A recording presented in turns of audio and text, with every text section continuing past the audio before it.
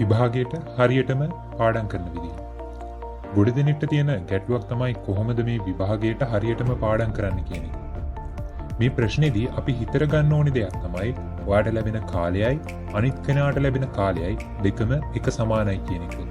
එහෙනම් කොහොමද විභාගයකදී එක් ළමයෙක් ඉතා ඉහළ ලකුණු ගන්නත් තවත් ළමයෙක් ඉතා අඩු ලකුණු ගන්නත් හේතු වෙන්නේ? ඒකට ප්‍රධාන හේතුව තමයි ඒ ළමයා තමාගේ කාලය කළමනාකරණය කරන විදිය. විභාග වලින් ඉහළම ලකුණු ගන්න ගොඩ දෙනෙක් අනුගමනය කරන ප්‍රධානම දෙයක් තමයි කාලසටහනකට අනුව වැඩ කරනවා කියන එක. අපි බලමු කොහොමද මේ කාලසටහනකට අනුව වැඩ කරන්න නම් හොඳ කාලසටහනක් නිර්මාණය කරගන්න කියලා. පළවෙනියටම Tamanට විභාගය වෙනකම් ඉතිරි දින ගාන ගණනය කරන්න. එහෙම දින ගාන හොයාගත්තට පස්සේ ඔයාට තියෙන විෂයන් ගාන ලියා ගන්න. එහෙම විෂයන් ගානත් ලියාගත්තට පස්සේ ඒ එක් විෂයට තියෙන පාඩම් ගාන ලියා ගන්න. එහෙම ලියාගත්තට පස්සේ අර ඔයාට විභාගය වෙනකන් තියෙන ඉතිරි දින ගණන ඔයාගේ විෂයන් ගණනෙන් බෙදන්න. එතකොට ඔයාට එක් විෂයකට ඉතිරි වෙලා තියෙන දවස් ගණන ගණනය කරගන්න පුළුවන්. එහෙම එක් විෂයකට තියෙන දවස් ගණන ගණනය කරාට පස්සේ ඔයා කල්පනා කරලා බලන්න ඔයාට එක දවසකට කොපමණ කාලයක් සාමාන්‍යයෙන් පාඩම් කරන්න පුළුවන්ද කියලා. මේක එක එක්කෙනාට අනුව වෙනස් වෙනවා. සමහරක් කෙනෙක්ට දවසකට පැය 10ක් විතර පාඩම් කරන්න පුළුවන් වුණාට සමහරක් කෙනෙක්ට පැය 8ක් පැය 6ක් වගේ මේක එක එක්කෙනාට වෙනස් වෙනවා.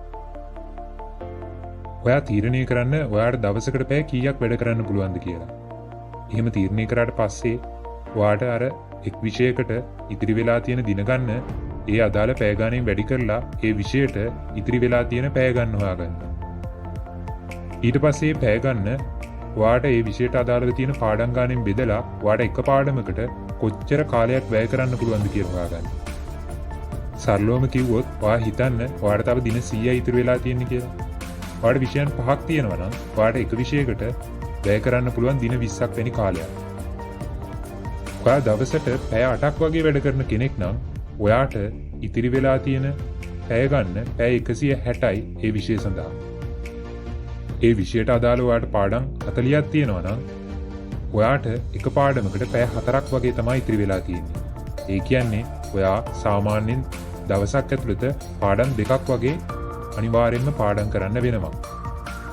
මෙහෙම කාලසටහනක් හදාගන්න එකේ වැදගත්ම දේ තමයි එතකොට ඔයාලා ඉලක්කයක් එහෙමත් නැත්නම් ටාගට් එකක් තියාගන්නවා. මෙන්න මේ දවස වෙද්දී මෙන්න මේ පාඩම් ටික බලලා ඉවර කරන්න ඕනේ කියලා. එහෙම ඉලක්කයක් තියාගත්තාම ඔයාට පුළුවන් වෙනවා හරියටම નિયમિત කාලය තුලදී මේ පාඩම් ටික ඔක්කොම බලලා හොඳ සූදානමක් ඇතුව විභාගයට යන්න. අද දවසේ මොන හරි වගේ වැරද්දක් වුණා නම් ඔයාට පුළුවන් වෙනවා ඒක හෙට දවසේදී නිවැරදි කරගන්න.